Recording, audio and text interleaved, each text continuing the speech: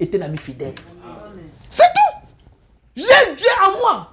Beaucoup de l'église langage, je m'en fous. Si je suis seul avec ma femme, je suis sûr que je prêche la vérité, je l'amène au ciel. Cela me suffit.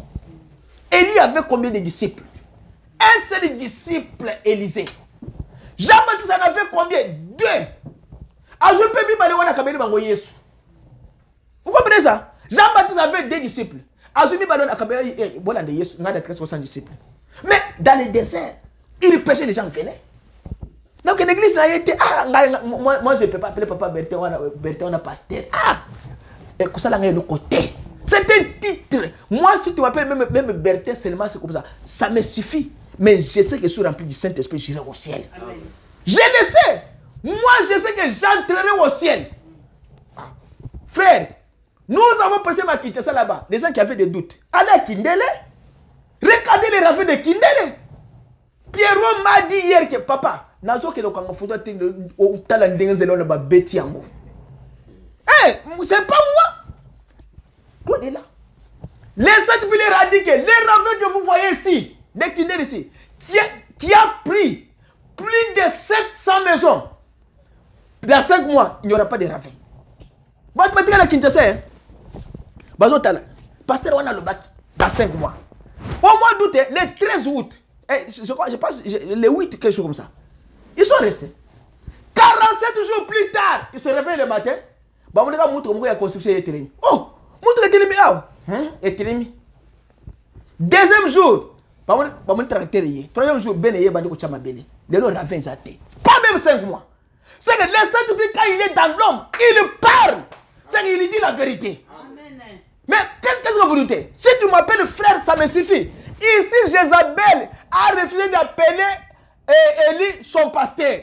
Dieu a dit que je m'en fous. Je te maudis et tu es déjà maudit, toi et Cab.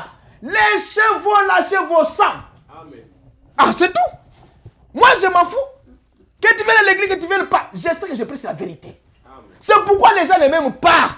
Ils me disent tu parles trop. Tu attaques trop. Je parle trop, j'attaque trop parce qu'il faut attaquer. Il faut attaquer. Un frère qui vient à l'église, il est ivrogne. Quand il se frère Bertin, il va écouter la boîte de nuit. Quand il se pasteur papier, quand il se frère Bertin, et ce pasteur papier, frère Bertin, ils sont ton TG? Non. C'est ta vie à toi. Ok, boîte de nuit, un frère qui va dans les boîtes de nuit. Écoutez, Dieu, quand il a averti son peuple, il lui donne tout ce qu'on appelle armement possible. Amen. Pour qu'il puisse combattre contre les mauvaises choses. Amen. Et l'armement principal que Dieu donne à un chrétien, c'est la parole. Amen. La parole que vous avez, ça vous amène à la prière. Il dit le message. Ma lunette. Je termine ça. C'est long, hein? Mais j'ai l'onction d'abord sur moi. Laissez que l'onction se termine. Il dit, mais souvenez-vous, Dieu a été miséricordieux. Le message d'Élie a condamné cette génération-là. Vous comprenez ce que j'ai dit? Le message d'Élie a condamné Jézabel et la génération de ces temps-là. Parce qu'ils avaient refusé le message d'Élie. Qu'est-ce que Dieu avait fait? Nzambatina kanzala na mboka. Alobi beaucoup kufa na nzala. Et puis bah kufa paix. Parce qu'ils avaient refusé la voix de Dieu sur la terre. 10 ans de Noé, ils avaient refusé. Nzamba lobi boko kufa, Nzambe a fungoli lola abomi bato. 10 ans de Moïse, ils avaient refusé Dieu. Nzamba lobi mabele fungo me meni bato. Amen. Dieu a un message. Il vous dit suivez cet homme. Je parle à travers lui, suivez-les. Le message d'Élie a connu cette génération incrédule. Le message de Noé plutôt. Et oui, d'Élie. Le message de Noé a condamné cette génération et a amené le jugement sur ceux qui ont refusé de l'écouter. Et la délivrance sur ceux qui ont cru. Et ce qui arriva du temps de Noé arrivera de même à la venue du Fils de l'homme. Amen. Genèse 6. Ne tenant aucun compte des lois de Dieu, les lois de Dieu, la parole. Dieu dit aujourd'hui que dans la Bible, maintenant écoutez. Je ne dis pas ceci une personne en particulier, Seulement, j'ai cette responsabilité en tant que votre frère. William Branham dit qu'il a la responsabilité du message avec lui pour vous dire ce que Dieu lui dit de vous dire. J'ai la responsabilité de vous dire toute la vérité. Comme le grand Saint Paul l'a déclaré avant son départ, je vous ai annoncé tous les conseils de Dieu sans rien cacher. Ça, c'est Paul qui l'a dit. Or, la Bible aujourd'hui, que les femmes ne doivent pas se couper les cheveux, peu importe combien de prédicateurs disent c'est en ordre, c'est mal. Peu importe combien d'églises les permettant, la Bible dit quand même que c'est mal. C'est honteux pour eux de le faire. Mais elles continuent pourtant à faire ça. Continue. Qu'est-ce qu'ils font là? Elles ont l'idée qu'elles sont jolies. Elles pensent qu'elles sont jolies. Moi, ça, c'est le bagage, non? Tant que kata suki ya kozana kovo, ache manette ya noir na mutu, ndia kozala kitoko. Non. Na mboka oy. Basi baso kata kovo na mutu. Neti mwana mobali, aye ko chape manette ya noir, afin de calme le kolokolo mususu. Ça c'est déjà foutu. Il dit essayez donc, pensez-vous que la prédication de Noé a été un frein? Il dit non, monsieur. Mais qu'est-ce que c'est? C'est une voix, la voix. Et quand nous serons tous appelés là-bas au jugement, les messages même que j'ai pris ce soir me rejoindra là-bas. Moi pour moi. Et là, qu'est-ce que vous allez faire? Ce qui nous a dit, ce qu'on a l'eau, la vie, non? Bateya kayo. Kokata ce qui te okati. Bateya kayo. Kokurira mwana mwaso ete osalango. Bateya yo. Konsala bo ete osalango. Aujourd'hui, jugement, tu feras quoi? Tu feras quoi? Ah. Je ne sais pas ce que tu feras ce jour-là. Ce jour-là, tu seras. C'est ce que les gens de ce là-bas disent que le bouche bée. Hein? Il dit, ce matin, donc, crains Dieu et observe quoi? Sa parole. Car c'est là le commandement complet. Le feu rouge clignotant et le temps est proche. Ce qui arriva du temps de Noé, voyez, la chose légitime, ils ont pris ça et ont perverti. Manger, boire, bâtir, toutes les autres choses. Ils ont pris tout ça et l'ont perverti. Jésus s'attend à ce que nous bâtissons une maison. Voyez? Et la maison que Jésus s'attend là, c'est ton corps là. C'est ton corps.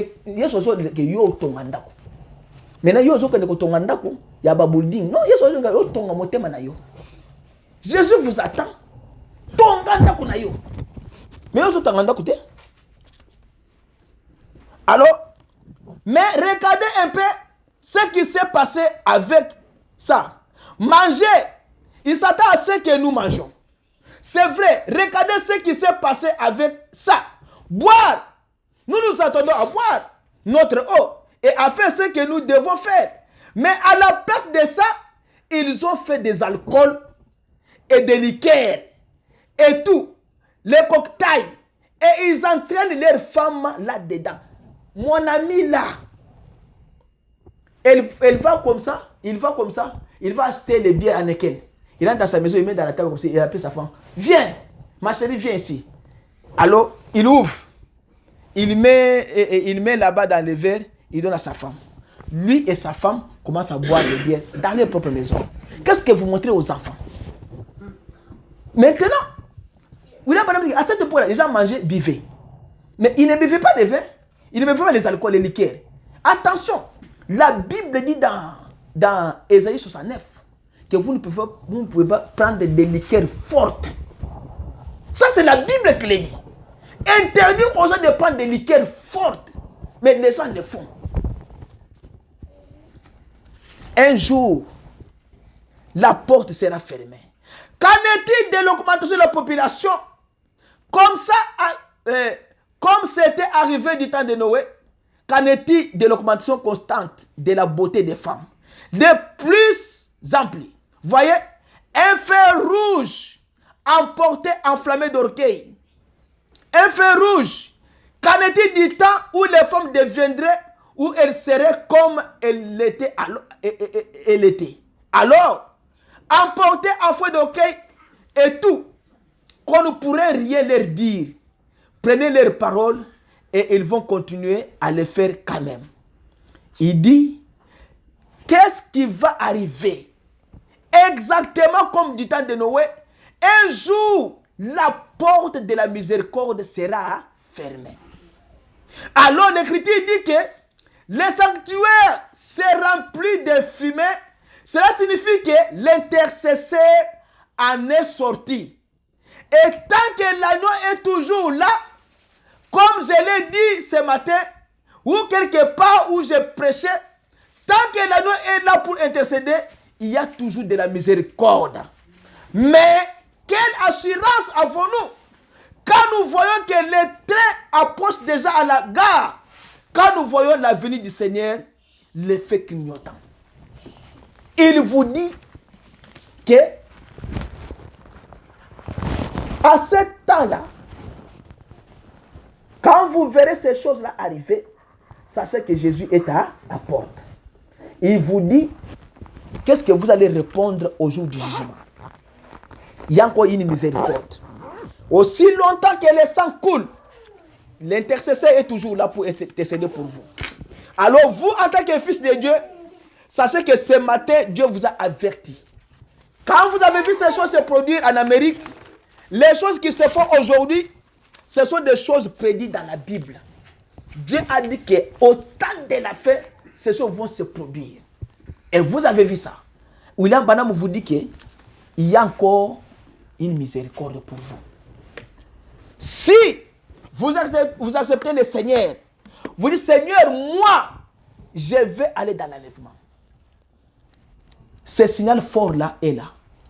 Tu m'as averti, mais je veux que ma vie change.